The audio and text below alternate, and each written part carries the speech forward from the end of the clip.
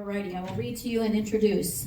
Senator Mike Moon, a Republican from Ash Grove, was re-elected in 2024 to represent the 29th District in the Missouri Senate. Prior to that, he served in the 157th District in the Missouri House of Representatives from 2013 to 2020. Senator Moon was born in North Carolina and graduated from Western Branch High School in Chesapeake, Virginia. After graduation, he attended Baptist Bible College in Springfield, Missouri, where he met his beloved wife of 45 years. 45. Yep. I did correct it somewhere, but it's not corrected on here. This is Denise, his precious bride, and I'm telling you, what a wonderful person. Denise, Senator Moon received his bachelor's degree in secondary education from Southwest Missouri State University in 1985. He and Denise have 5 children, Amanda, Brian, Aaron, David, and Jason, and are the proud grandparents of 4 granddaughters and 3 grandsons. Senator Moon enjoyed a 28-year career in marketing at Mercy Hospital and currently works as a cattle rancher on his farm in Lawrence and Christian counties. He is an active member of High Street Baptist Church, where he serves as a deacon, Sunday school teacher, and on mission committees. He has been the Locke and Smith plaque recipient 9 consecutive for the most constitutionally voting members of the Missouri General Assembly. That's a big accomplishment.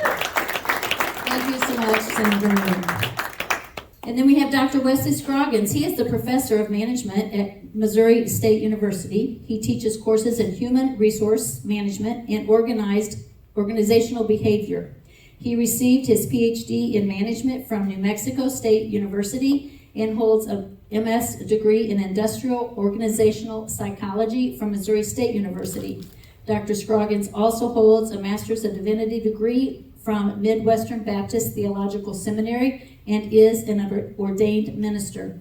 Dr. Scroggins is the executive director of Abolish Abortion Missouri. He is active in the fight to end abortion in Missouri and works with the state legislators on abolition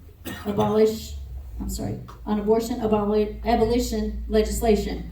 He also works to educate the church in the issues impacting the culture. He resides in Billings, Missouri, where he operates a small farm. Please give a warm Cape Girardeau welcome to these 2 women.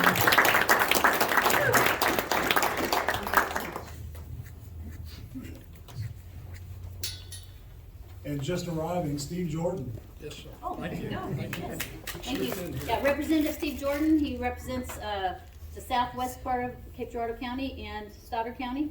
Yes. Steve, thank you very much. Any other elected here? No, but we have folks from St. Louis, we have folks from Florida, we have folks from Perryville, I saw. So welcome everyone, thank you. Thank you, Jan, and thank you all for being here. Dr. Wes and I have a really serious message we want to deliver to you tonight. Wes is going to have the meat of it. What I want to do is go back in history just a little bit and hopefully help us all to understand what our responsibilities are, and then what we might do to advocate for what is right, what is biblically. Do I have to say all that again? No. Okay. What is biblically right and what is godly and just. So this is probably a weird slide to start with. Just one name, Thomas Sowell. You know that name? Yes. Okay. This is why I put his name up first, because what he said is so real and true today. Most of you are reading that, but I'll read it for those who might not see it from the back. It's hard to imagine a more stupid or dangerous way of making decisions than by putting decisions in the hands of people who pay no price for being wrong. I'm in that position today. Steve is in that position today. And it's unfortunate that we cannot be held accountable. Now, there are some accountability measures that could be taken, but for the most part, we make decisions that affect you every single day of your life, and unfortunately, you can't recall us.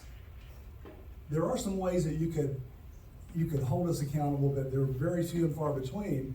And then when you take a look at that, where the government has done, and we're the government, we didn't do all this ourselves, but if you look at all the state agencies, they're not elected.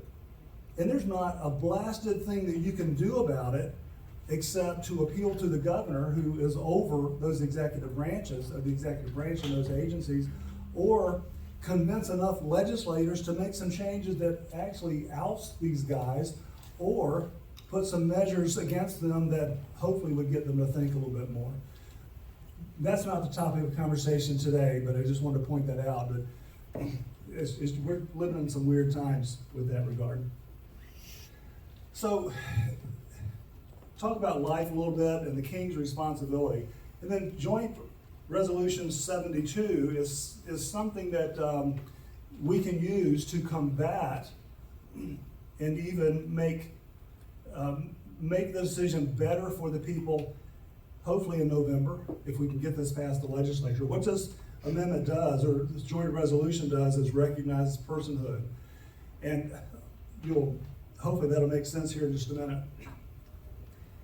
I was reading the statute one day when I was on the House floor, because there's lots of stuff going on. We have computers on the desk, and so I pulled this up, and it said, this was back in 1980s, the General Assembly of this state finds that the life of each human begins at conception. And my jaw actually dropped open, because I was thinking, you're kidding me. And we respect that by what? Allowing them to be killed before they've taken their first breath outside the womb. It goes on to say, unless a child is conceived during rape or incest. Now, it doesn't say that. I added that because that's exactly what we are trying to put before the people, say that, oh, we respect all life. Unless you've been conceived during a rape or incest, or you have some condition that some medical professional might say that they won't live. That's what it really says there. In addition, it says that the unborn children have a protectable interest in life, health, and well-being. The natural parents of the unborn children have protectable interest in the life, health, and well-being of their unborn child. So, the legislature recognizes that that's a human being, actually, unless, of course, Section 2 flabbergasted me. I'm not going to read the entire part. Maybe I've got it highlighted here. That in 1988, the laws of the state would acknowledge on behalf of the unborn child at every stage of development. Every stage of development. Now, actually, this is a farce. This is in our state statutes. We don't believe that one iota. Now, you'll have people who say, oh yeah, we protect life, we love life, we're pro-life. But what in the world have we done to try to protect life and to respect and value life? Dr. West is going to have more to say about that. Now, what's going on here, this is actually it. I highlighted some, so emphasis added there. On behalf of all the unborn children at every stage of development, all the rights and privileges and immunities available to other persons. That's in our statute, but we don't believe it. Now, Amendment 3 of 2024 actually sort of circumvented, not sort of, it did circumvent that, because now it allows anyone to legally kill a baby, murder a baby. That's what it is, it's murder. And this, at one time, was only subject to the Constitution of the United States, which it still supports this statute. But then the decisional interpretations with Roe v. Wade, which was also just grasped out of thin air. It had no legal bearing. It was just a made-up decision. And fortunately, that's gone. But unfortunately, we have what we have in Article 1, Section 36 of the Missouri Constitution, which allows abortion up to the time of birth. So, in addition to personhood, it recognizes or provides equal protection. And some of you may know where this comes from, but this is part of our state, our state constitution, Look at this. All persons have a natural right to life.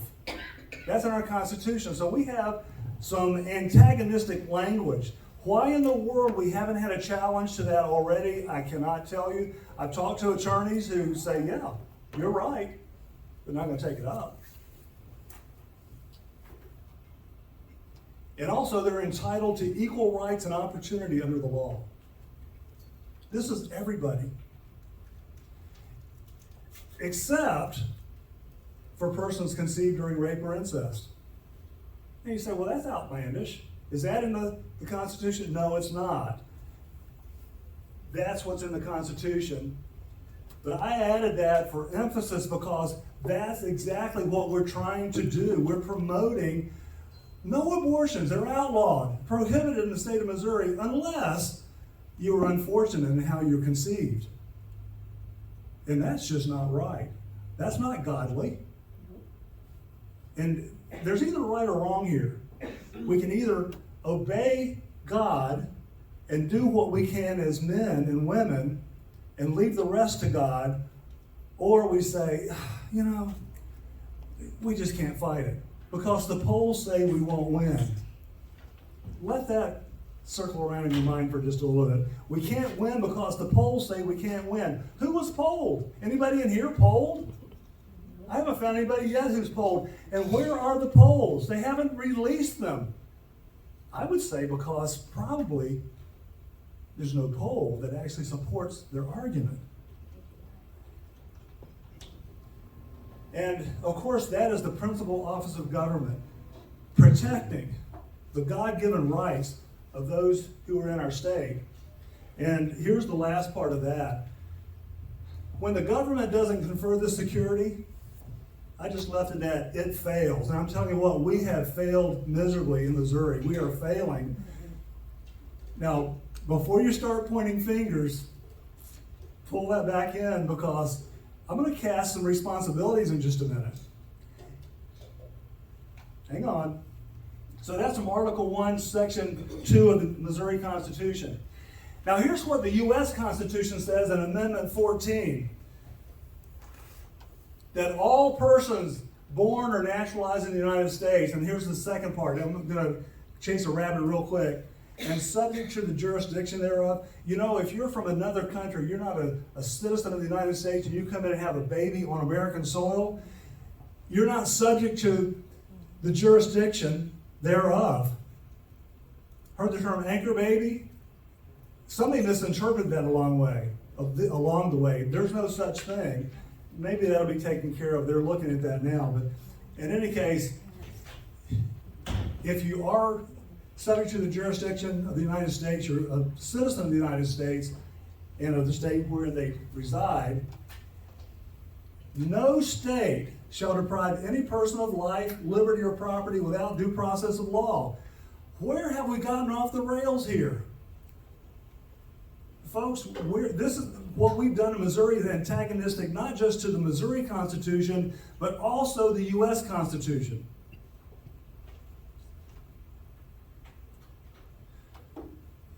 Unless, of course, the person got it started during an act of rape or incest. And of course, I'm being sarcastic there. And I'm doing that for a purpose because, folks, if we're going to allow people to be killed just because someone committed a crime and an abhorrent act against another woman, what are we thinking? Are we just going to sit down and relax and say, but look at all the work it's going to cost. It's going to make me leave my home and talk to my neighbors, for goodness sake, and encourage my pastor to talk to the people of the church. And then we might even have to go to Jefferson City and talk to those rascals in office.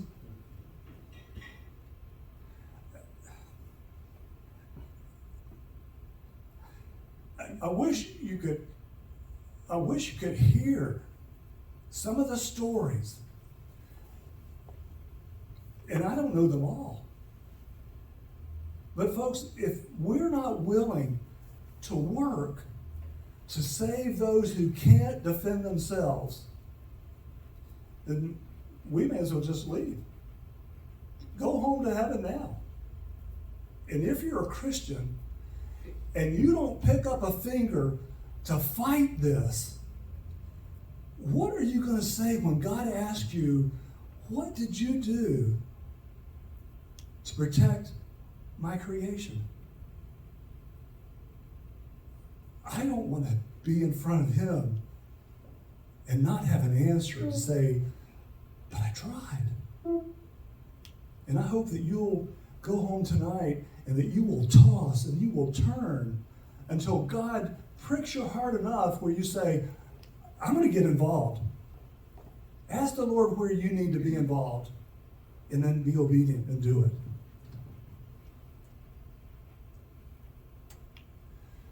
Now I want to go back in history a little bit. I'm from Virginia, so this really kind of struck home. I was out in Williamsburg about 40-something years ago, and I heard one of the employees there talking about the Virginia territory. I had no idea how big it was. Now, this was the land grant back in 1609 and 1611. We were actually part of the Virginia land grant right here in Missouri. Now, they condensed this a little bit when the colony back in 1609 actually went from Jamestown up to southern New York and then all the way to the Mississippi River. So we were close even still then. So when the Mayflower folks got on the ship, they were headed to Jamestown. Now, there was a storm that set in, and it knocked them 300 miles or so off course. They were actually, I'm sorry, I said they were going to Jamestown. They were not. They were going to just below what is now southern New York. So right at the top there, you can see where New York is, and they were going to that area. And so eventually they landed at Plymouth. They were going to Virginia because Virginia had a government all set up. They didn't have to do anything. They were religious people, remember? They knew how to worship God. They apparently didn't know a whole lot about government, but they didn't. Here's what they did. They got together before they left the ship. They wrote what is now the Mayflower Compact. Now this is cool. And this is where it's going to start getting to you. Your responsibilities. Here's what they said. We, in ye presence of God, covenant ourselves together in a civil body politic. That means a government. They were going to form their own government. And boy, did they ever. It's really cool what they did. To enact just and equal laws. That's the key there, just and equal laws. Not just any whimsical law. They weren't just going to do things that were going to punish people or just guardrails and say, well, you can't do this and you can't do that. But just and equal. And they all promised to submit. They promised to submit to the laws that they created. Now, the history in these photos aren't going together necessarily. But before they got off the boat, they decided they were still going to worship the Lord. They were also going to have to put their own government together. And so they created these meeting houses. This may not be what it looked like, but the governor or the preacher, and sometimes they were both, would get up and they would talk to the people from the Bible. And so that was their church services. And then, oftentimes before they even left the same meeting, they would have their council. They would talk about the laws and how things were going and what needed to be changed. All in the same meeting house. Wait a minute, whatever happened to separation of church and state? I guess they forgot that part. Whatever happened to the Johnson Amendment? Because it was coming. You know what the Johnson Amendment is, right? Anybody not know what that is? You don't have to answer. Okay, I'll tell everybody real quick. 1954, Lyndon Baines Johnson, who assumed the presidency after Kennedy died, introduced what is now known as the Johnson Amendment, and it essentially said that churches and state can't mix. You can't preach the gospel and also support candidates or talk about anything political. Tell me what is not political that is also has a biblical connection to? Everything is. Jesus was political. He is also God. So those two do mix. Anyway, fortunately, not many people have to worry about the Johnson, especially under this administration. But this took place for hundreds of years, 100 and something years, until we get to the Revolution. Pastors became known as, many of them did, the Black Robe Regiment. And what that meant is these guys would have the black robes often as their church attire. They'd put those on and they would speak, often from a pulpit that was on the wall. And then George Muhlenberg was one. He's the one I like to talk about most. He took off his black robe, revealing an army officer uniform. Now, something interesting about George Muhlenberg was he had like 3 brothers. They were all preachers, if I'm not mistaken. And one of his brothers, John, I think it was, Frederick, thought that you should speak about the social issues that were happening, political issues, and get involved in them. Frederick Muhlenberg, on the other hand, said, oh no, that doesn't mix in my cup of tea, so I'm only going to be a preacher. Well, sometime along the line, George Washington contacted Frederick Muhlenberg and said, look, I wonder if he really said that. Look, I need. He said, I want you to raise an army in Virginia. So Muhlenberg had some time to mull that over, and over the years he changed his mind about that, and he raised became the 8th Regimental Army in Virginia. One day he was in his pulpit speaking. This was during the Revolutionary War. He was speaking in Ecclesiastes, and he told his fellow congregants, he said, we need to go to battle. He charged all the men there to follow him, took off his robe, revealing that Army officer's uniform. And the history is a little bit unclear here. Between 160-something and 300 men signed on the dotted line, followed him into battle. And you know what the British did? They blamed the Black Robe Regiment for them losing the Revolutionary War, because the pastors were speaking the truth from the Bible, and they were saying what they needed to do, and part of that was not really defy the king, but to do what was just and godly and right, and the people did. What would have happened, do you think, if even though Muhlenberg and the others were preaching these messages, what would have happened if these people had said, the British Army, they're a world-class fighting power. We can't beat them. We'd be speaking British today. Aren't you glad that these guys were courageous and they knew what was right and godly and they followed it?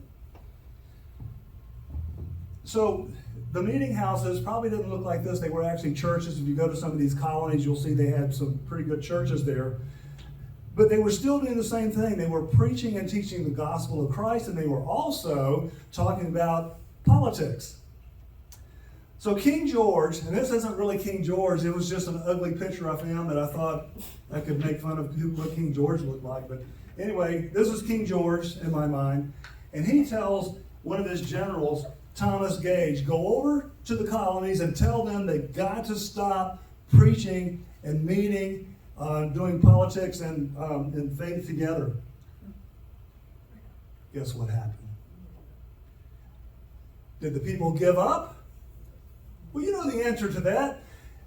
Did they give in? No, they didn't give in. You have people like, well, they didn't give in to the crown. You have people like Patrick Henry. And you know the famous speech he ended with, give me liberty or give me death. The intolerable acts were happening at that point where one thing the king had told them, look, you dump that tea in the Boston Harbor and you're going to pay for it. Well, they said, not on my life, not in my lifetime. I don't even drink the stuff anyway. So we dumped it and we're not giving you a red cent for it. And they didn't. And then the king also told them, look, we've got British soldiers there who need a place to stay, so you're going to quarter them too. And they said, no.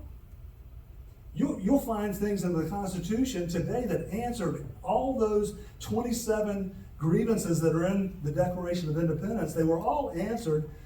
And Patrick Henry was one of those who said, I'm not going to do it. And he was a leader. He was right, and people listened to his voice. When they told him to stop meeting, Thomas Gage, no, they kept on meeting anyway. So the monarchy, which Britain had, was subject to a king. And for the colonies, that's the way they were for a while too. But when we were guaranteed a republic in the Constitution, in Article 4, Section 4, that meant that we were not subservient to a king, but we, in essence, are the kings ourselves. But we need to regulate ourselves.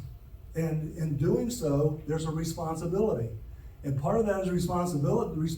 Part of the responsibility is when there's something that is a grievance against our laws and against our godly biblical principles, then we either give up and give in, or we stand up and we fight. Now, we're not taking up arms, but we're contacting our representatives and our senators and our governors and our councilmen and our commissioners and saying, we've got to make a change here. And that can be done civilly, and it has been done civilly for a long time. But folks, you have read the papers just like I have. We're on the cusp of something bigger. But the biggest thing I believe in my mind, and I think many would agree here, is that life is the beginning. And if we don't fight for innocent life and protecting them, equal due process and equal protection, we should forget about fighting for taxation. We should forget about the flock cameras, because we're giving up on the very fundamental principle that we should be fighting tooth and nail for. In the Declaration, Thomas Jefferson wrote, "We hold these truths to be self-evident, that we are endowed by our Creator with certain unalienable rights, and among these are life, liberty, and the pursuit of happiness.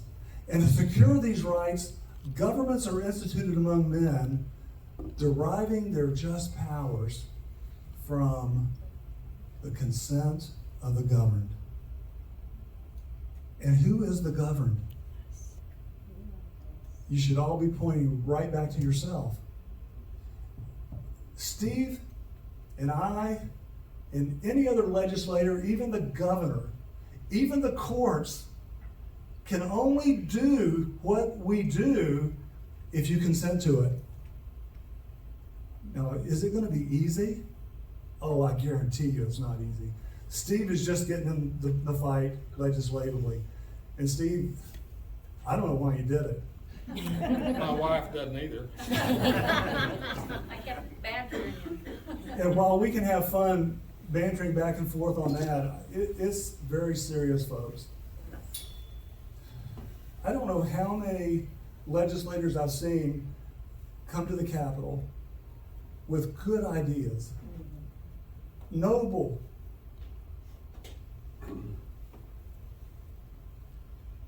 and you wouldn't recognize them today, maybe by face, but not based on principle.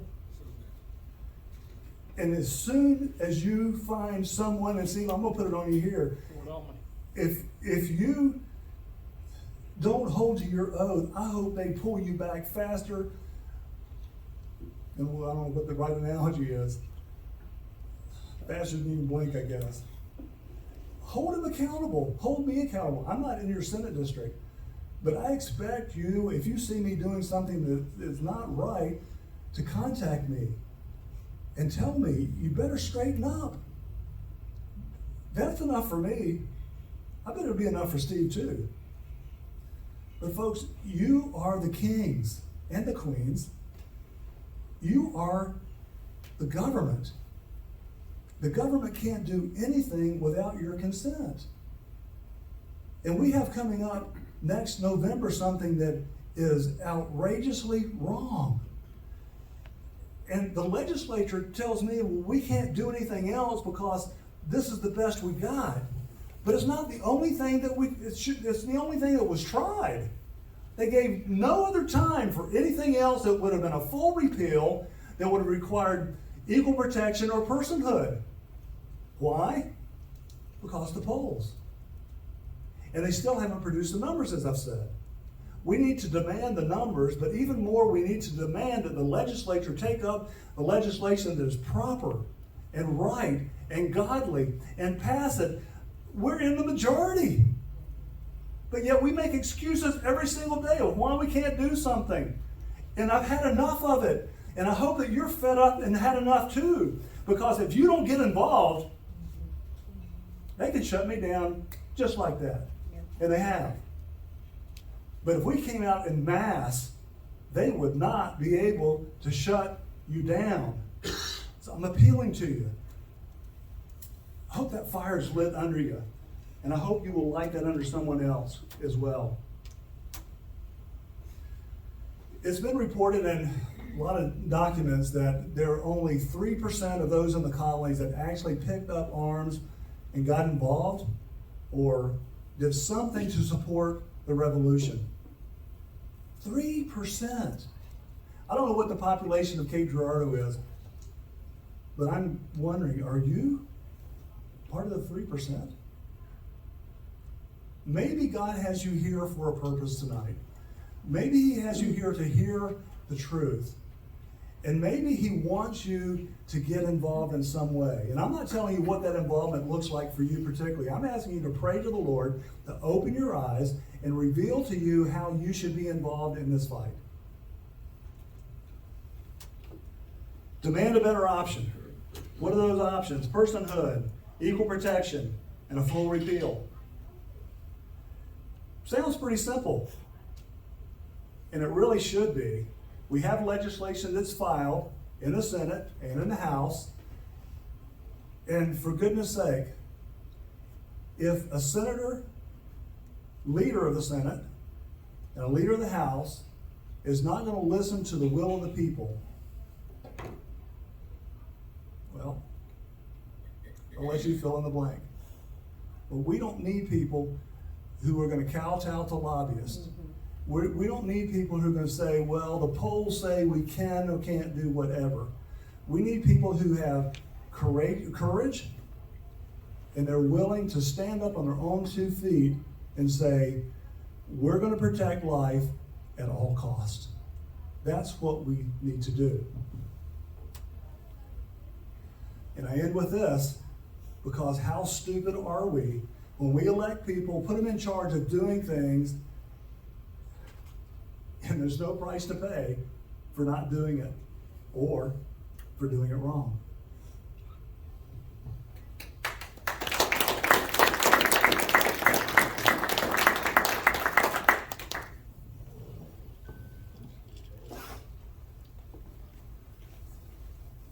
While he's getting set up, Mike, what are we gonna do about leadership when he says the personhood bill is not gonna come to light? Well, the Senate has a thing called a filibuster. Yeah, And I may have used that a time or two, I know you have. but I can't do it by myself, Steve. No, I know that, I understand. And if I had 2 others, we had 3 total, that'd make a tremendous impact. But I don't know who those 2 are. Did you guys hear the question? I'm sorry. What's that? Why didn't you bring Barry? But he's come down.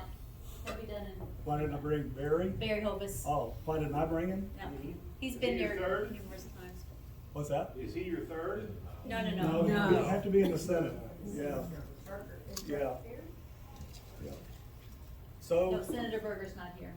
He doesn't have meetings. I would encourage you to call Jamie and say, will you stand up for life at all costs?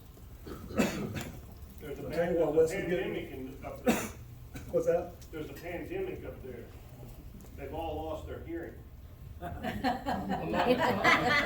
Among other things. Yeah, you know, it's a real shame, and I don't know, I can't say tonight what the remedy is particularly, but I do know that if you rose up and you got another one, and everyone find one, and go up to the Capitol and meet with these legislators, I think you'll get their attention.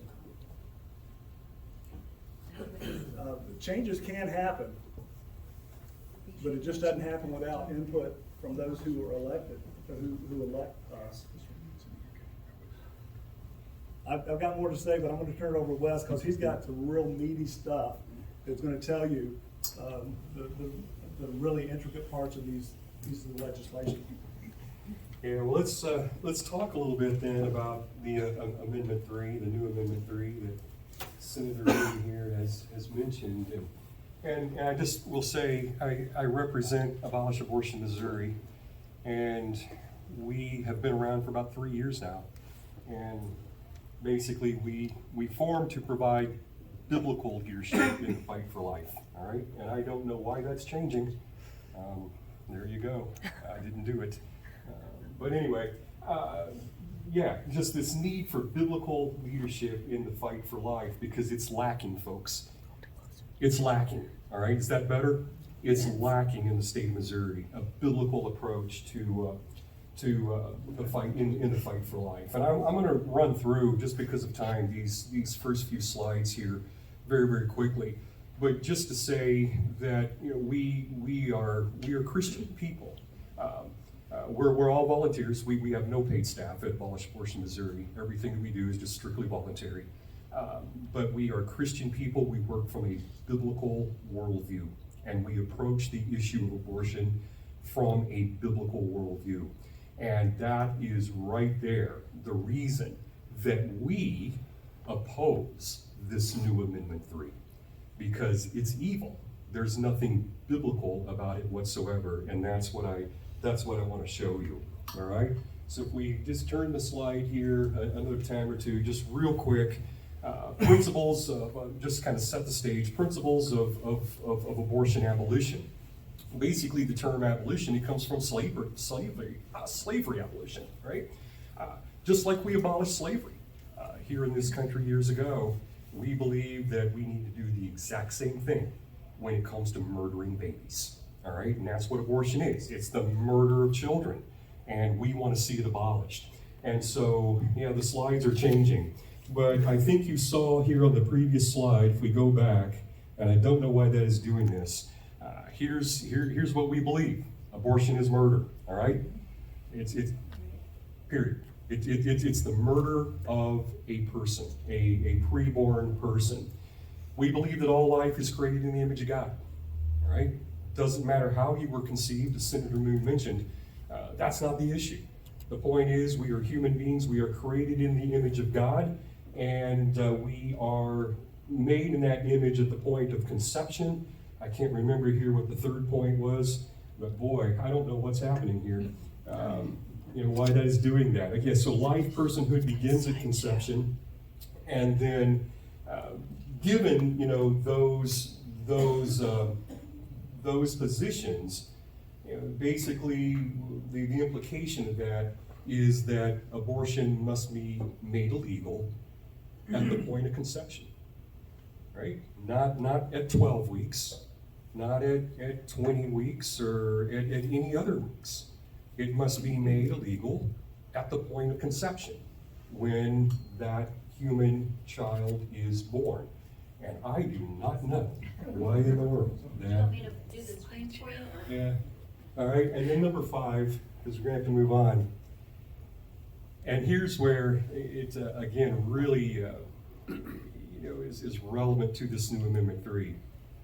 There are no exceptions to murdering an unborn child, right? There is no reason. You can't find in Scripture anywhere a justification for murdering children, all right? There are no exceptions. And that's basically the abolitionist position on the issue of child murder, all right?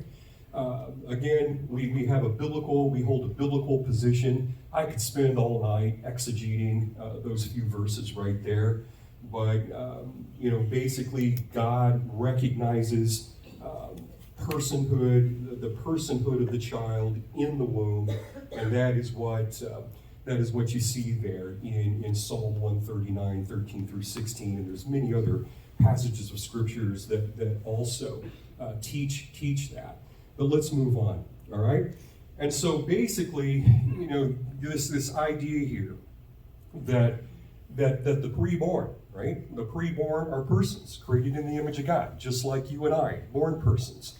There's no difference. They're just at a different stage of development. They're just yet to be born. But they're every bit as human and every bit as persons as we are. They deserve equal protection and equal justice under the law. That is a biblical requirement, all right? The whole principle of justice, it runs through Scripture, right? Have you ever noticed that? I mean, begin at the beginning of Scripture and go to the end. And the theme of justice, equal justice, runs through all of it. Matter of fact, the book of Psalms, in two places. Have I got it there? Yep, Psalm 97 and 89 state that God's throne is built upon justice. The justice is the foundation. And I believe one of the things that is saying is that is the heart of the very nature of God himself. And he demands us to provide equal justice and equal protection to all people. Folks, the new Amendment 3 fails to do that. We'll talk a little bit more about that in just a bit, all right? Fails to do that. So there's a biblical requirement. And then, Senator, I think you spoke about this just a little bit, kind of touched on this. There's also a constitutional requirement, all right? But the problem is, am I okay? And the problem is, and you spoke about this, Senator, that, we've already got in the law, right? Even in statute and even in the state constitution. In this idea that all persons should be granted life, liberty, and freedom. Problem is, though, is that we don't have any longer in this country, and even in the church, right? Even in the church, we don't have a biblical view of personhood anymore. We've abandoned that. We've lost it.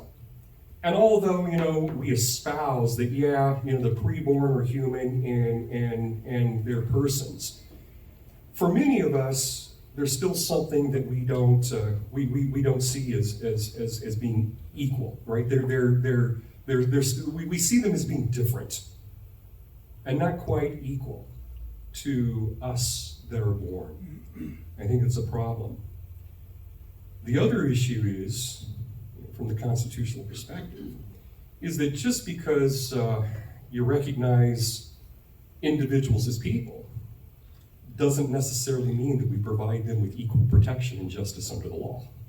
And we have failed to do that now for 50 plus years to the preborn, right?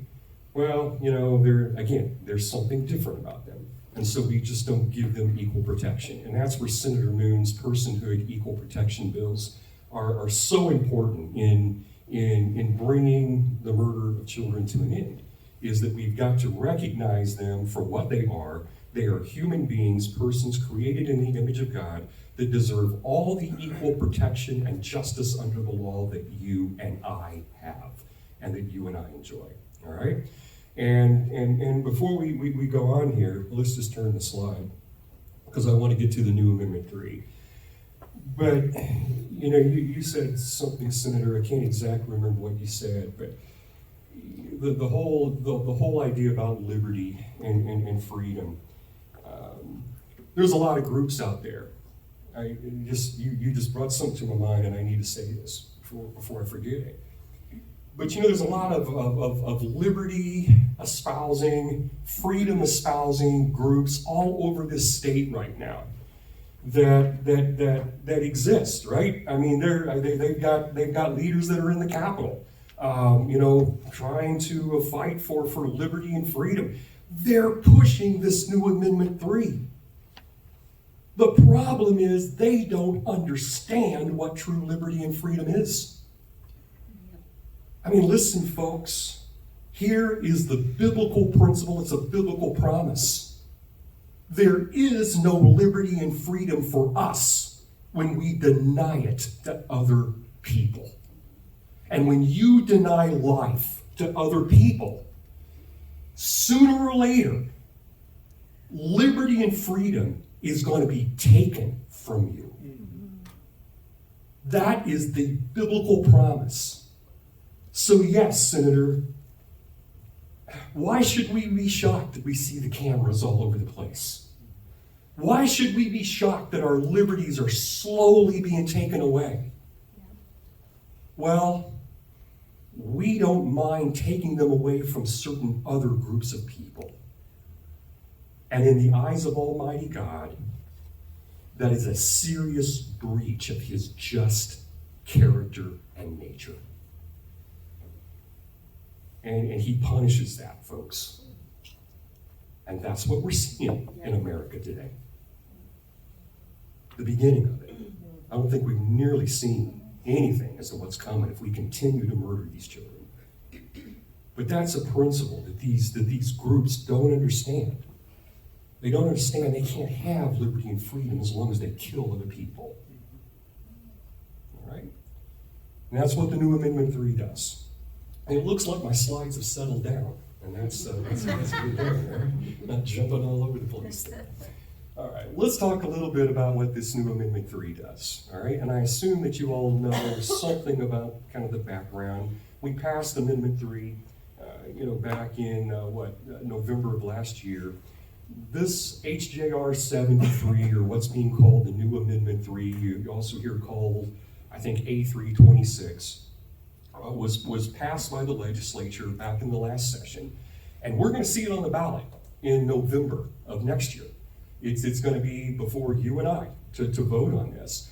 And what it does, the purpose of it is it basically is designed to repeal the current Amendment 3, and it would replace the current Amendment 3 with this new proposal. All right, this new Amendment 3. That's why it's being called the new Amendment 3.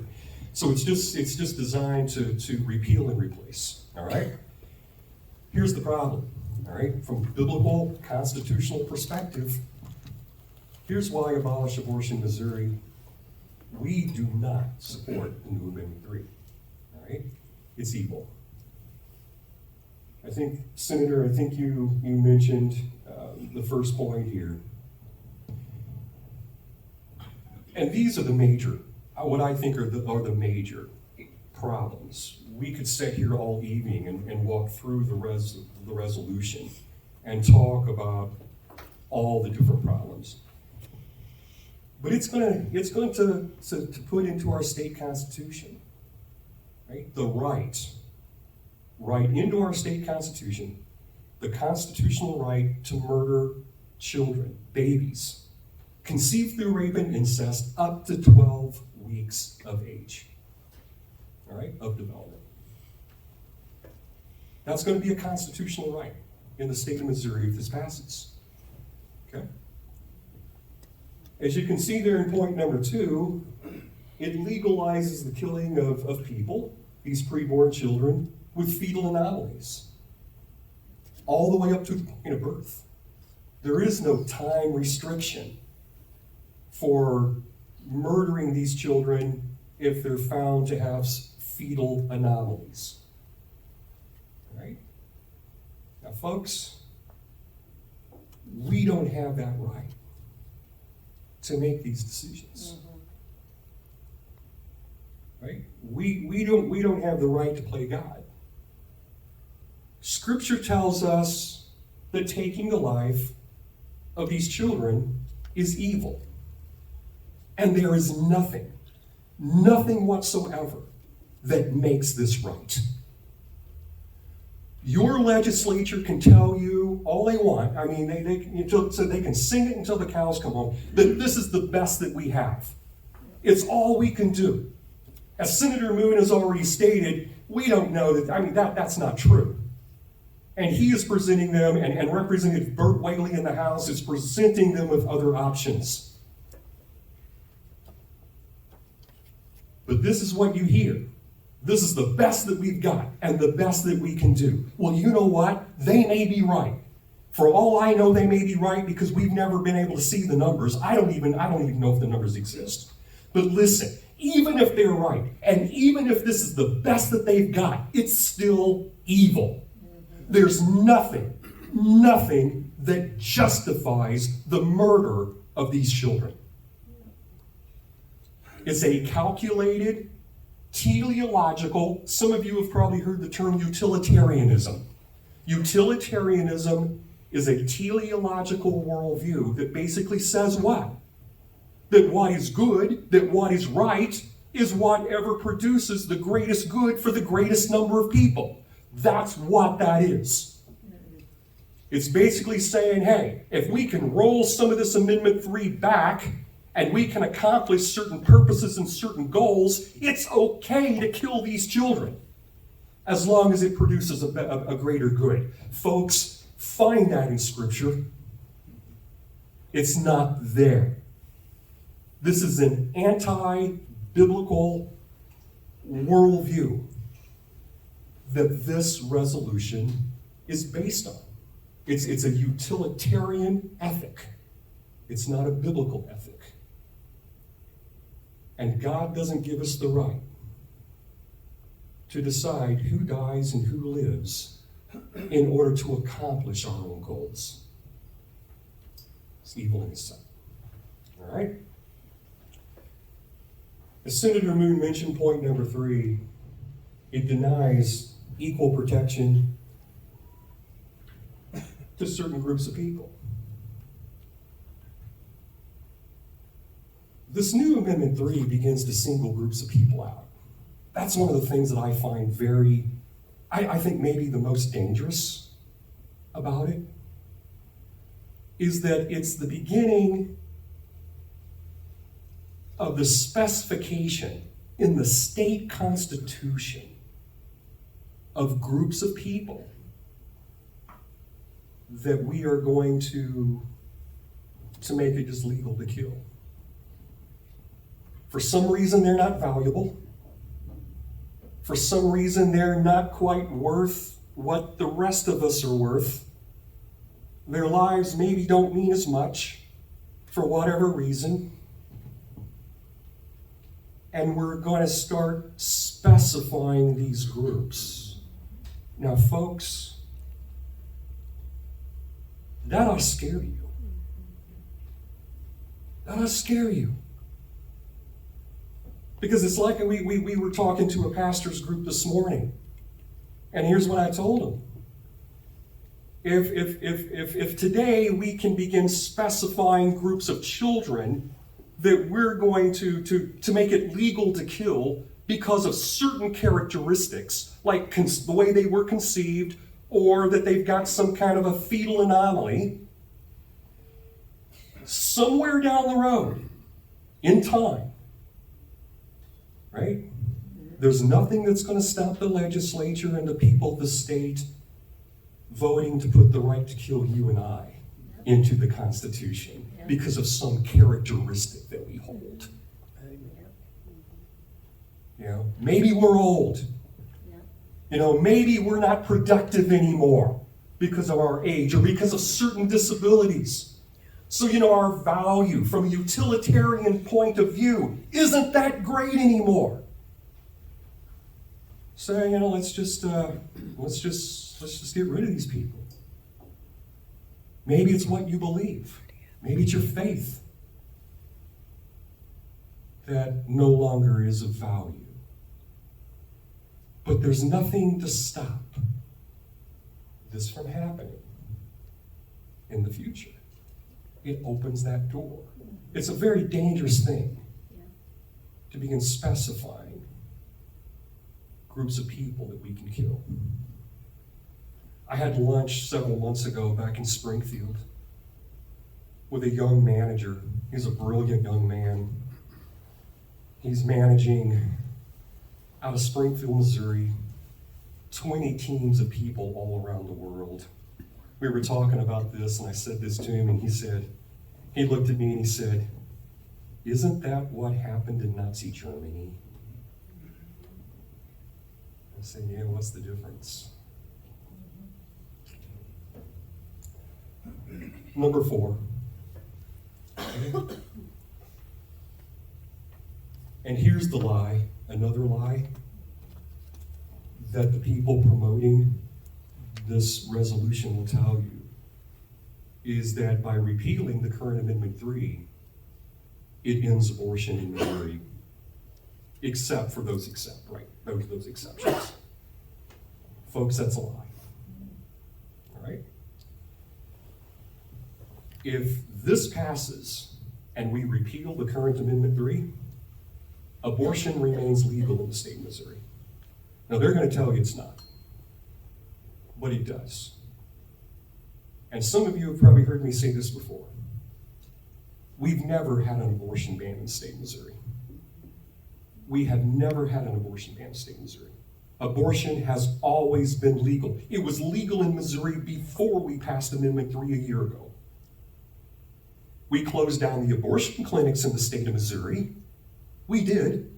And, you know, this resolution would once again close down the abortion clinics. But I think many of you in here know what happens when you regulate the murder of babies and you close down abortion clinics. You all know what happens? The research is very clear on this. All we do is just motivate women to kill their babies another way. And so, you know, when you close down the abortion clinics in the state and you try to regulate the murder of these children instead of ending it, what you motivate women to do is simply get on their computers, order abortion pills online, have them shipped to their home, and they do what's called self-managed, do-it-yourself abortions at home. And when our trigger law went into effect back in June of 2022, when Roe was overturned, you all probably remember that, and the so-called abortion ban in Missouri went into effect, what we saw was the number of self-managed abortions go way up. And numbers that we have indicate that even in the year 2023 and 2024, before Amendment 3 was ever passed, we were murdering well over 10,000 babies. Some figures like mine, I've got numbers that suggest closer to 14,000 babies every year under the so-called abortion ban in the state of Missouri. Because simply closing down abortion clinics only ends one method of murdering these children. It doesn't end abortion, the murder. It's just simply the legislature telling women, murder your babies another way, a legal way. And so if we pass this amendment, abortion remains legal. And the day after it passes, goes into effect, we're still going to be murdering babies in the state of Missouri. The only thing that we're going to have done in addition to that is now put into law 2 groups of people that we can kill. That's what we're going to add to it if we pass this. This is the evil in it, folks.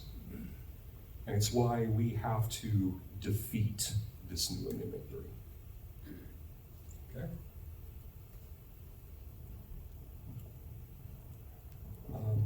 Where are we at for time, Jan?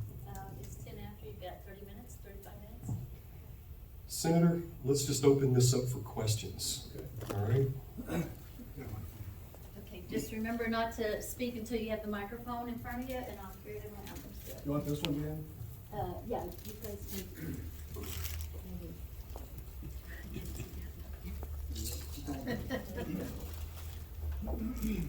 All right, first question? Yes. Come on, answer, Jeremy. Hello? Hello? Thanks, Senator Moon, Wes, good presentations. So 93% of abortions occur in the first 12 weeks. So with the rape and incest exceptions, what language have they put in there to make sure that there actually was a rape if someone just says I was raped?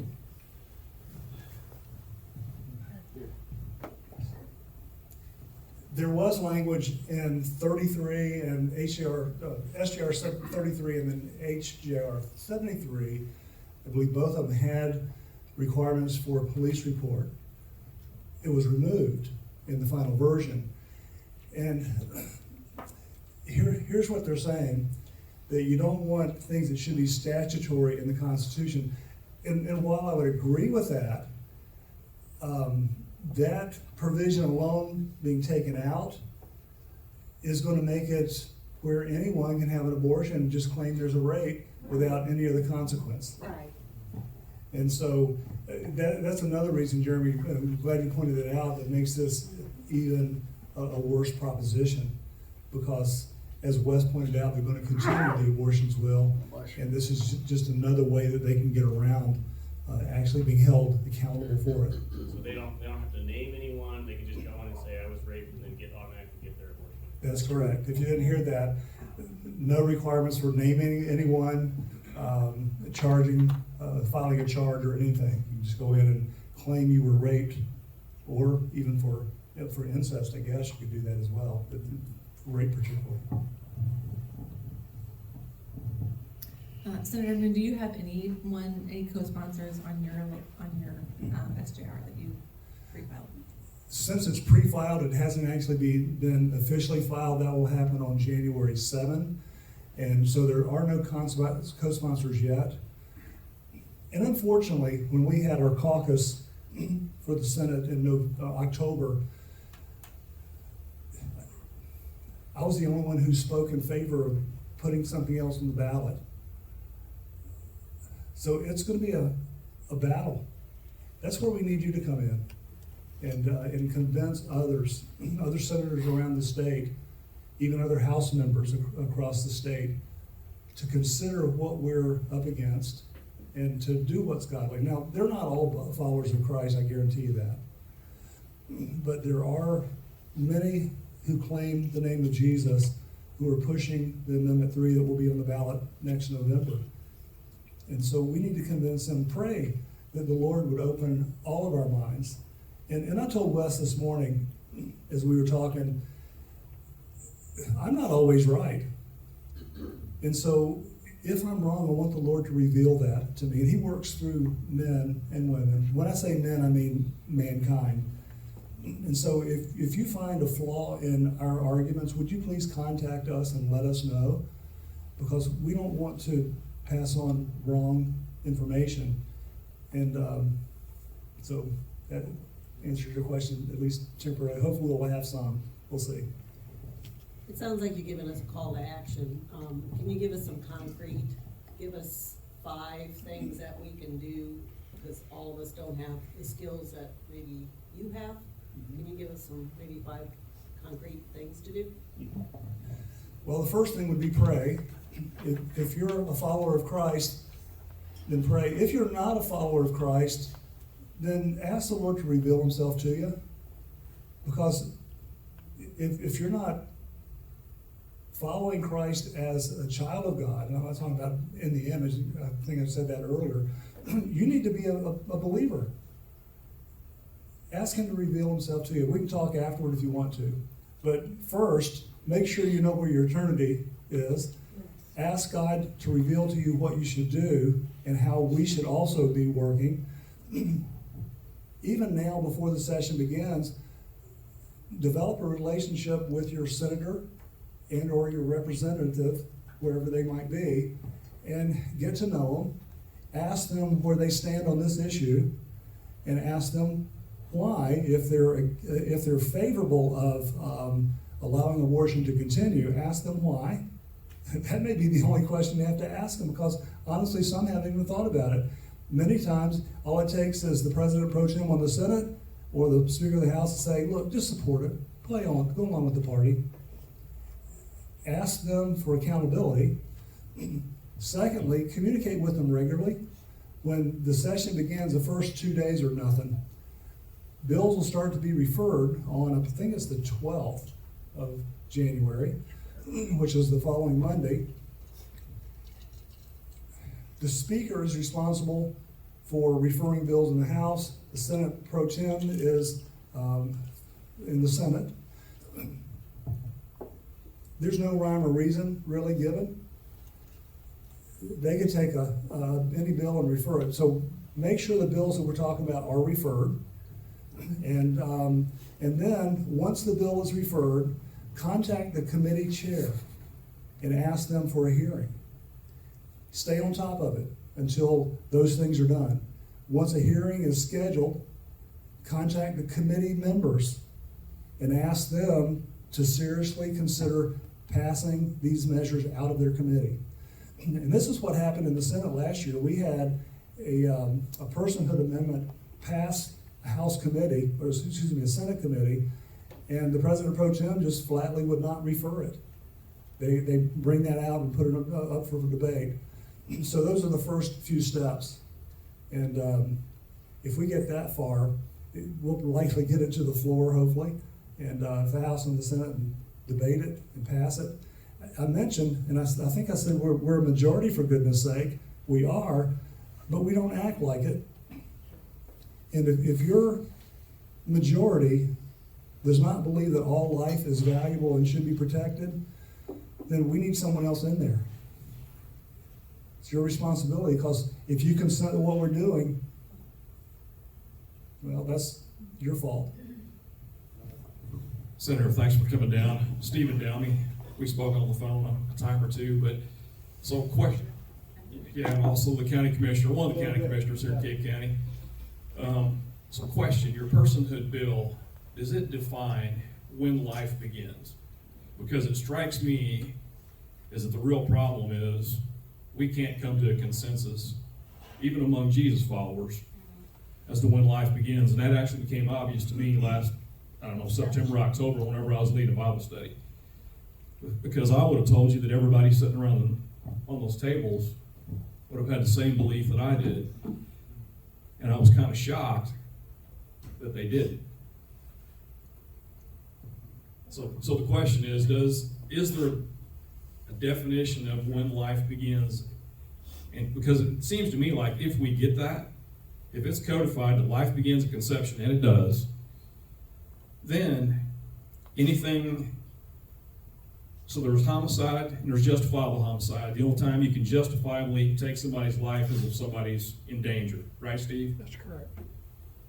All of a sudden, then it becomes a moot point. If life begins at conception, there is no justifiable reason to end a life.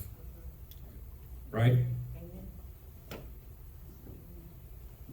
So here on the Missouri GOP, the fundamental, so this is the Missouri Republican Party platform, and it says right here, life begins at conception, and therefore we reaffirm our support for a human life amendment to the United States Constitution. We endorse legislation to make clear that the 14th Amendment's protection apply to the unborn, and it continues on. Yeah, to answer your question, Steve, on SGR 72, page 2, it does define a person in this Constitution includes every human being with a unique DNA code regardless of age, including every in utero human child at every stage of biological development from the moment of conception until birth. And it's also supported by statute, but it'll be constitutional at that point. So I think that would be even stronger. So that means that. Yes, sure does. So that was one. Second thing is I was going to tell you that everybody's got to figure out how to win hearts and change minds. Because I guarantee you, most of you in here probably go to church. Yep. I'm assuming. Call yourself a Jesus follower. I'm telling you, there are people that are sitting in the pews beside you, they're sitting in chairs beside you, that if you start talking about this, they're not gonna have the same belief as you. And it all goes back to Genesis. And I don't know if any of you listen to Ken Ham. If you haven't, I want to encourage you to look him up. But educate yourself on how to win hearts and change minds regarding this idea that life begins at conception when those two haploid cells come together. I've looked at people and I've asked them, when did you become you? And the answer to that question is exactly what Senator Moon just said in his legislation, is when that DNA was formed, that was the genetic code that enabled you to become you. Scientifically, that's true. We can quote scripture, as you guys have done. We know God knew us when he formed us in our mother's womb. We know that. But to the rest of the population, and even some of the people that you go to church with, You've got to be able to tell them when they became them. You've got to figure out a way to win hearts and change minds. Real quick, sir, let me just respond to that. One of the places to start is with legislation like Senator Moon has proposed. And Representative Burt Whaley has proposed the very same legislation in the House. It's House Bill 1682 and it's HJR 109. But here's the point, is that law is a teacher, right? Law teaches us what is right. Law teaches us what is wrong, right? And we've got this mindset because 50 years plus after Roe, the culture has taught us what? That it's okay to murder these children. We've got to have these laws that send a clear message to the people of Missouri that says, look, we now as a people, as a state, we recognize them as persons with full equal protection and justice under the law. And murdering them is a crime. That's where you start with changing the mindset.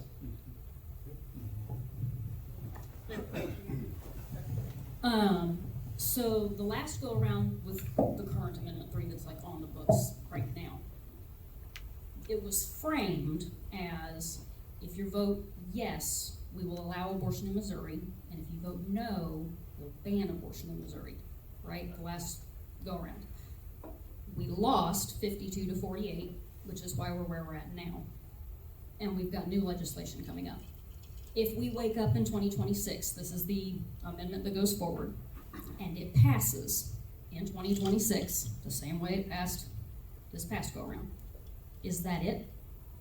Or is there still the chance to push for more change, better change, a total ban at that point? I'll answer that question with what really happened one time when I was in the House. We had a bill that came through the Children and Families Committee, dealt with life, abortion, all sorts of different things. And this bill had about 12 different topics in it that weren't germane to one another. And in the House, if you look up on the right or the left, you'll see some great big boards with all the members' names on them.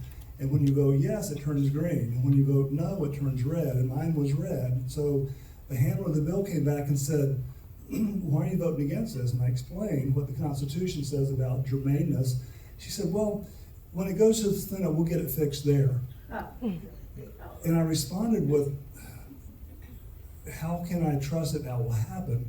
It will, she said. I maintained my no vote. The bill passed the House, went over to the Senate, was unchanged. We were promised today that if this Amendment 3 passes, we collectively would go back and fix those things. How can we be certain? A constitutional provision is difficult to get passed. And so I'm not going to take that chance, because we are, as Wes described, creating a different class of human beings to say, because of how you came about, you're not really worthy of protection. It's kind of like what happened during the slave days. They were subhuman. They weren't really, but that's the way that people treated them. And it was wrong then, and it's wrong today. So I don't want to take that chance. But it is possible. But will it be done?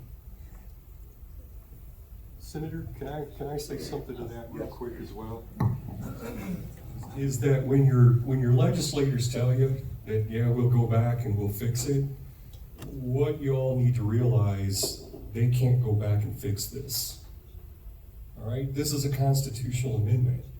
The only way for this to be changed is by a vote of the people. The legislature cannot go back and change this, folks, even if they wanted to, which I don't think they do. But they can't even if they want to. Here's the only thing that the legislature can do. And it's read it in the HJR 73. The only thing that they can make changes to is the provision of abortion. That's it. They can only make laws that regulate how the murder is committed, the provision of it. don't be deceived. They can't change any of this. It's outside of their authority.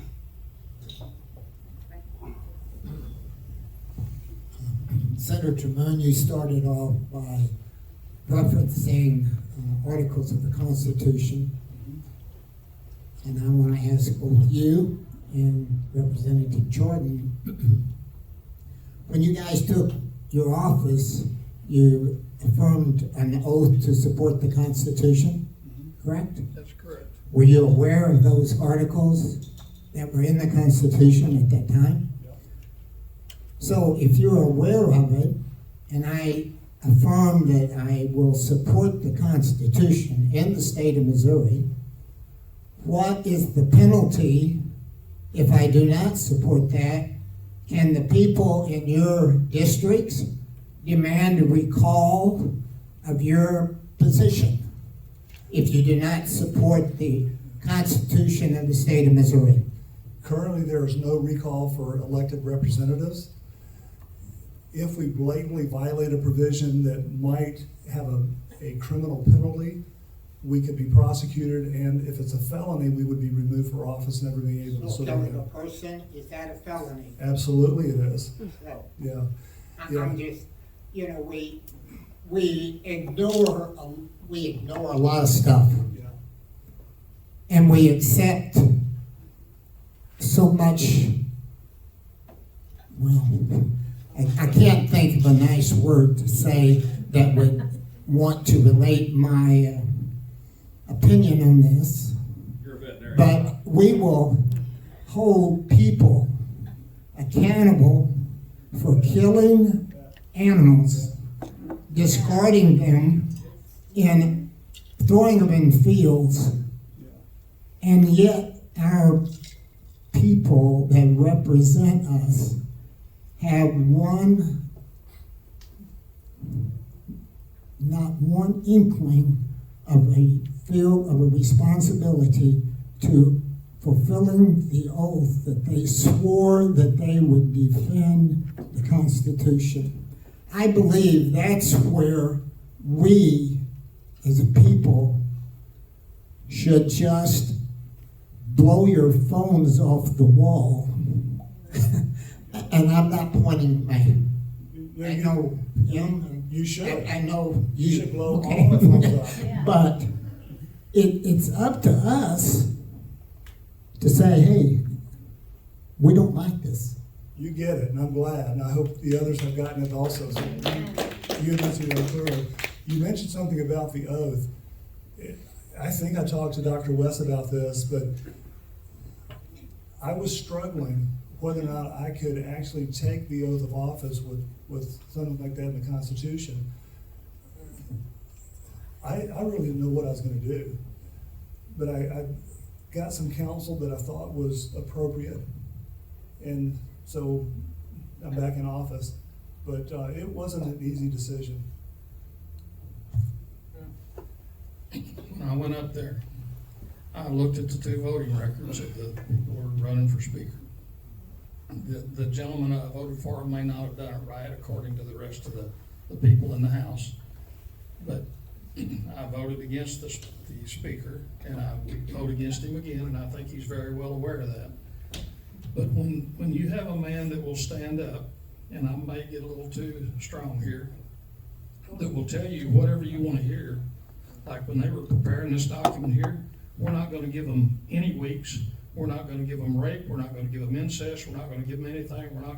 And then the other fellow that was with him, we have a bad cop, good cop program. Oh, no, we're going to have to give them something.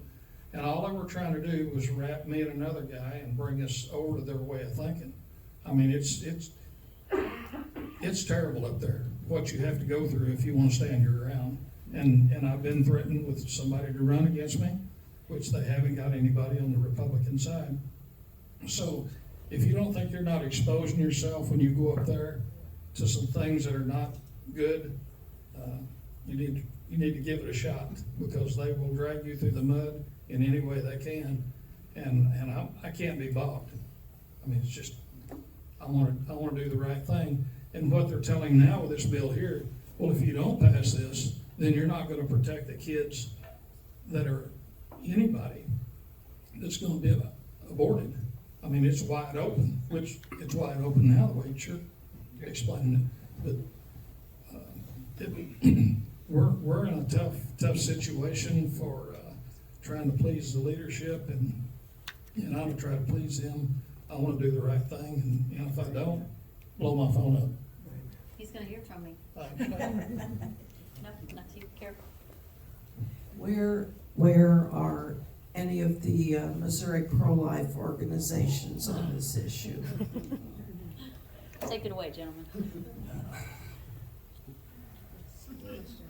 I'm sorry, Where's it might my be a time? tough question. No, it's not a tough question. Missouri Right to Life, remember St. Charles? Called you out there. And all you other guys, even legislators who say you're pro-life, and you're supporting this, it's gonna allow the killing and murder of babies, how can you say that? You have to want to abolish abortion if you're really wanting to save the law. I was saying that to the camera because I think it's gonna be out there. I could name some names, but I'll tell you what, here's another one.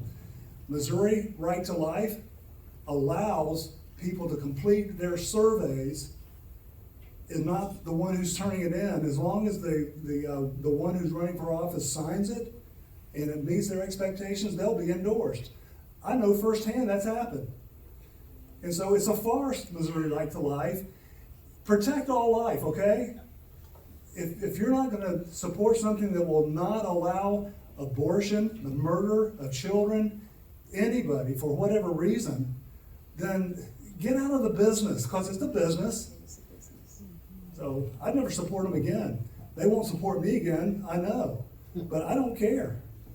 So that's what I think about other pro-life groups. Wes has some names, he might be able to recall them. I don't remember them all. But that's why I'm an abolitionist, because as he pointed out clearly before, that if we're not for protecting all life at all costs, no matter what the circumstances are in their conception, then we're not pro-life. I'm an abolitionist, I admit it. And I can't buy the argument that we save as many as we can today. The reason I don't buy this argument that they're giving to say this is the best we can do is because we haven't even tried anything else. The leadership, both the House and the Senate, wouldn't let anything else go through. And whose fault is that? I hope the fingers are pointing back. Now, okay, granted, you might not have known, and I'll give you that. But now you know. And you better get involved, because if we don't put something else on the ballot that will overcome this, then it's going to be worse and worse and worse from time to come. So I don't mean to be harsh on you. That wasn't my intent to come and do that. But this is reality, folks. Amen. How do you think it happened during the Revolution, when the British were coming and they were burning cities and killing people? If you were to, I mean, they watched some battles from the porches. And we had people who were confident enough that we should be free and independent. But we're no longer free. I mean, when you have a government in the state of Missouri, or even locally, who does things that are not godly and just, treating some groups better than the others, that's not what we should be accepting and consenting to. I better quit, because I hope Jan will still be my friend when all this is over. Always. But I'm telling you, folks, we're in a battle, and you should be on the front lines with us. I hope you will. So to answer more of your question, Carol, I have posted a video, and I believe it was just this last session, Senator, correct me if I'm wrong, but Senator Jill Carter was sitting next to, I believe it was Susan Klein with Missouri Right to Life, testifying. Planned Parenthood was ready to testify, correct me if I'm wrong, and they were testifying for this SGR. Anyway, Planned Parenthood decided they didn't have to get up to testify because Missouri Right to Life already did. Do you know which one I'm referencing? I have the video. Do you know which one I'm I referencing? think that was in the hearing for SB 356. I think it was, yeah. And both Susan Klein, State Director, Missouri Right to Life, and Sam Lee, who is that's the right. leader of Campaign Life Missouri, were the only two people that testified against Senator Moon's equal protection bill that would have ended abortion in the state. And it was those two individuals, those two organizations that opposed it. And That is folks, true. that wasn't new. In the House, I had lots of legislation that would have eventually led to the challenge of Roe v. Wade. Nearly every single bill that was brought up for a hearing, if it got a hearing, the Right to Life groups would pack up their bags and leave. And here's a funny story. Missouri Right to Life, if you're listening, you'll probably remember this. Remember the Red Day, the March for Life, when I had a bill that was a personhood bill? Ike Skelton was helping with that. And during your rally, you had those in the red coats going from office to office saying, don't support Representative Moon's bill. And I caught wind of it. And so I had my LA, his name was Rush Loftus. Rush would love to hear this. I hope he'll see this video. I asked him to print off a number of bills, and he did. So we started going and meeting the Right to Life, pro-life groups coming out of the representative's office and presenting the bill about personhood, about protecting life from the point of conception. And we said, you think that's a good idea? And they said, yeah. And they said, well, why do you suppose the Missouri Right to Life opposes it? And they said, oh, we don't know. And I said, well, why don't you ask them? So then I invited Susan Klein to my office. And I said, Susan, I'm confused here. You don't testify for the bills that I'm promoting. And you also are telling people to oppose my legislation. Why? Well, she didn't answer me. And Susan, I hope you're remembering this, because this is what happened. You reached into your briefcase and pulled out a piece of paper. It was a severability clause.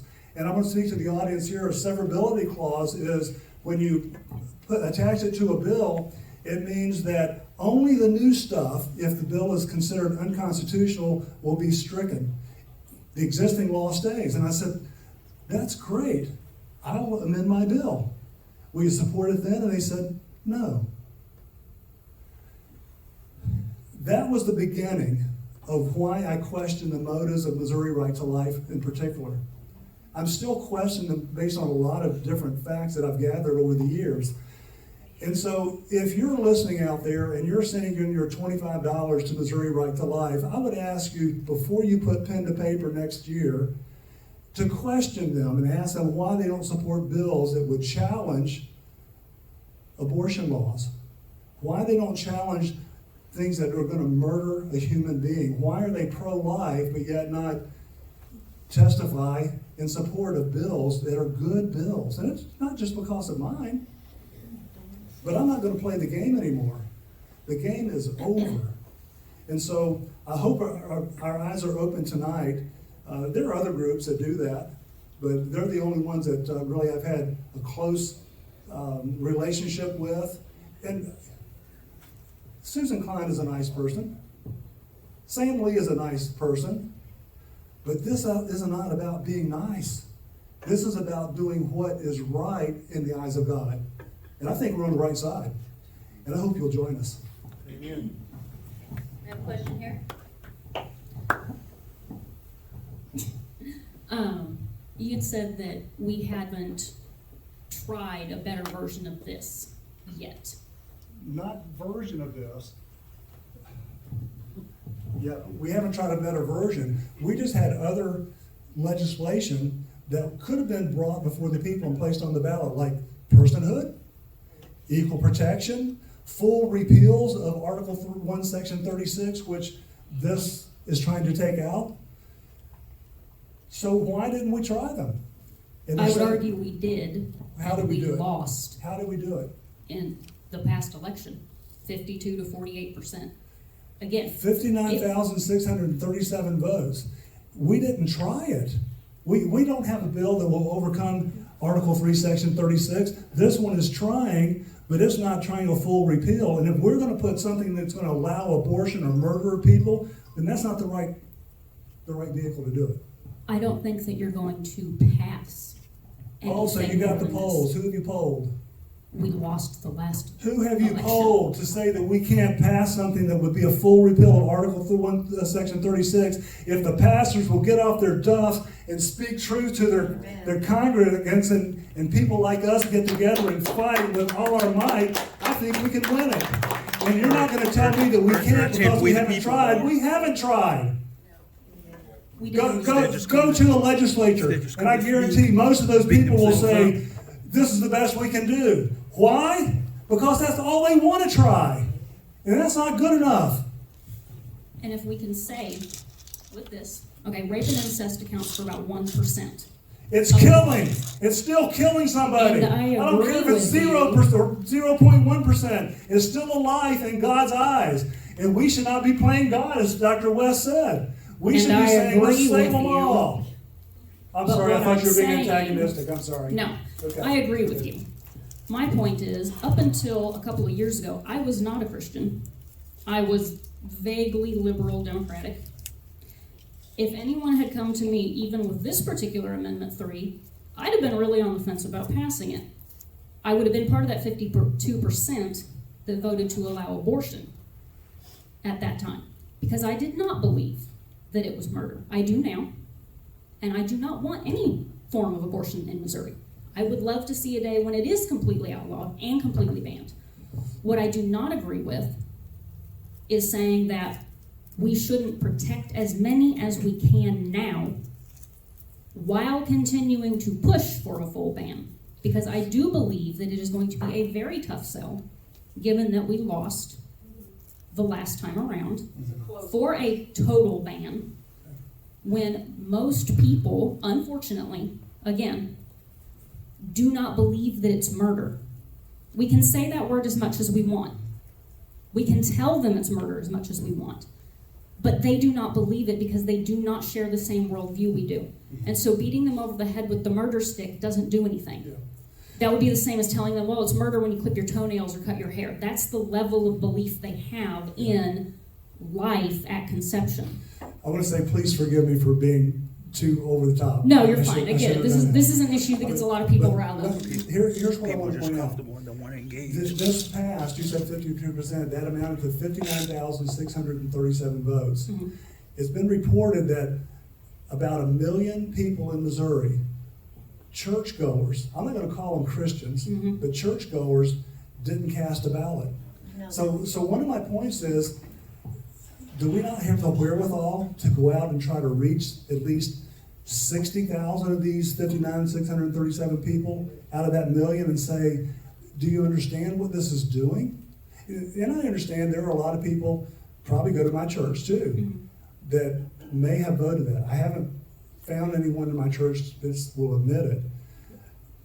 But all I'm saying is, we cannot rest, I don't think we should rest easy on something like this and say, this is the best we can do because this is all we tried, because it only passed by 52%, we're not going to be able to overcome it, even though there's 1 million people who didn't cast ballots, yada, yada, yada. And so I'm just saying, folks, let's push the legislature to put a bill on the ballot or before the people, and then let the people decide. If that were to happen, I would be satisfied, because if we're obedient to what we're supposed to do, let God take care of the rest. And I feel bad, I'm sorry. No, you're fine. Went over the top. Why would we not be able to use this as a stepping stone to get where we want? If we can save 99%. Okay, this is a harsh comparison though. But what if we said, one person can't leave this room tonight? It's not very many. Who would volunteer to be the one who didn't leave the room? I'm talking about die. Who would be that person? Would you? Would you I would volunteer? counter with a building's on fire and there are not 100 people trapped inside. So we say, well, we can't get all 100 out. We can only get 99 out. Have you talked to firefighters? So let's not Have you talked go to a in. firefighter? A firefighter wouldn't say, that building's on fire, There's 100 people in there. Let's get the first 99 and leave the one. There won't be anybody who says that. That's what that analogy says. So again, we can't use this as a stepping stone to get where we want. No, we can't, because we can't guarantee this is a stepping stone. It's allowing murder of a human being. Right. And, you know, We can't rest on our laurels, that's the main yeah, thing. that's right. We've got to try. Yeah. Senator, can I respond? Yeah, I'm sorry. Yeah, I mean, you know, remember, folks, this doesn't save the 99. This doesn't protect any child whose mother wants to murder them, all right? Not one. And here's the thing, too. Remember, saving as many as we can, you know, that sounds so good. It sounds so right, doesn't it? You know, saving as many as you can. What can be wrong with that? It's not biblical. Do you know that? Saving as many as we can isn't biblical. You don't kill certain people, again, to save others. Remember the story of the lost sheep? Right. I think that's so relevant here. You know, Jesus, you know, I mean, yeah, we're talking about saving the 99 with this new Amendment 3. And save the 99, sacrifice the one. That's not what the shepherd did in the story. What did the shepherd do in the story? He left the 99 exposed to the elements, maybe the wolves, and he went to save the one. Right? Why? Because biblically, the one is just as valuable as the 99. Right? And so this thing about saving as many as we can, no. We don't commit evil, right? That's the point. You don't commit evil, you do what is right. And you don't sacrifice some to save others. That's the point. I know a lady back here has a question. Okay, yes. First of all, I got a couple of questions I want to have answered, and then I want to tell you where I'm at. Oh, I gotta hurry. Okay, I want to know what the abortion law was before they passed this, the first Amendment 3. You're saying that there was not any abortion that abortion has always been legal in Missouri, and my understanding was that it was. Right. Yeah. Okay, chemical still is. Okay. The statutes, though, had taken it down where there was no abortion going on inside of the facilities. Well, the clinics were closed. The clinics were closed. Right. There was I no mean, abortion pill going on. the law that was in effect was called the trigger law. Remember that, the trigger law? It is in the state statutes, it's chapter 188, section 17. Go home and read it. Read section 2 of chapter 188, section 17 in the revised statutes. And it says something very similar to what the new Amendment 3 reads, that no abortion shall be performed upon a woman. But then read the last sentence of that section, and it explicitly states that the woman shall not be held accountable. Can't be held accountable for anything. There's the loophole, folks. That's what keeps abortion illegal. When you refuse to hold the murderer accountable, you're never going to end the crime. It doesn't matter what crime it is. People are going to do it as long as they're not going to be held accountable for it.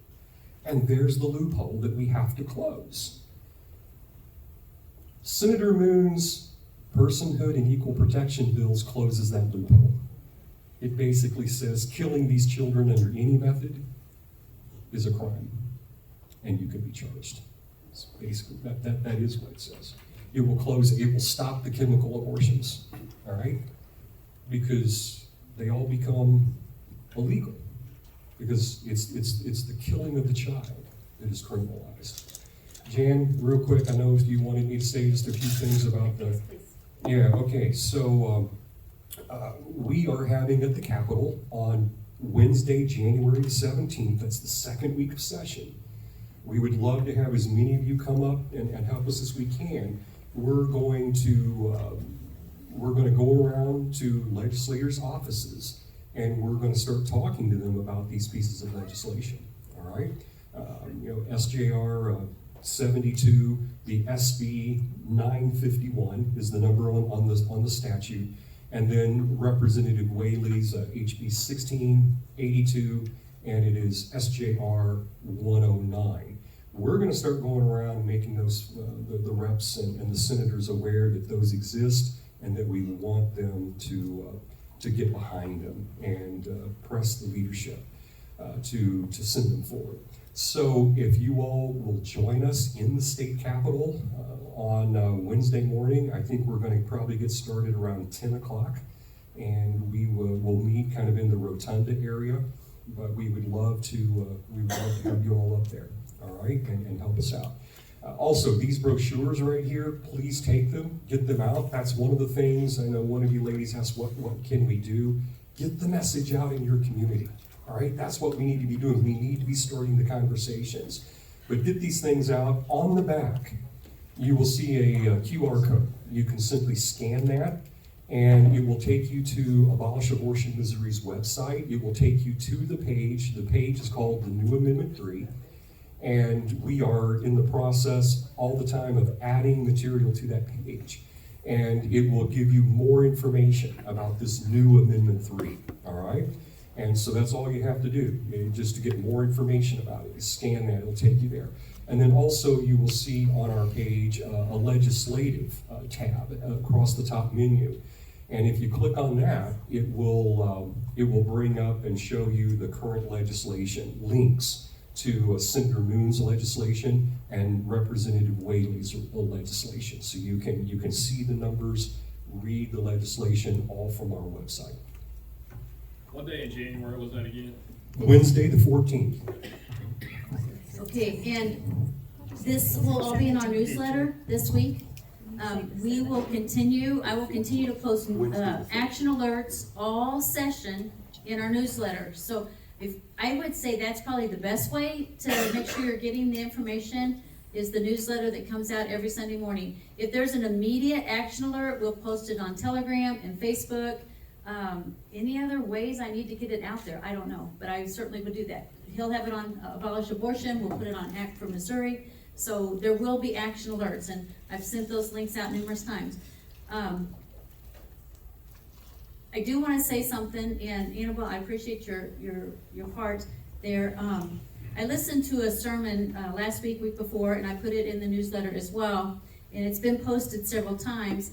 But and here I even worked at our local pregnancy resource center, and always talked about Jesus. But I never thought about this until I heard this pastor say, if we don't call it murder, then the woman never understands the sin and never gets to the redemption of Jesus, right? So I never thought about that. She can be remorseful, she can feel sad, she can lots of emotions, but to feel the saving grace of, and who's not a sinner here, right? I mean, to feel the saving grace of our Lord,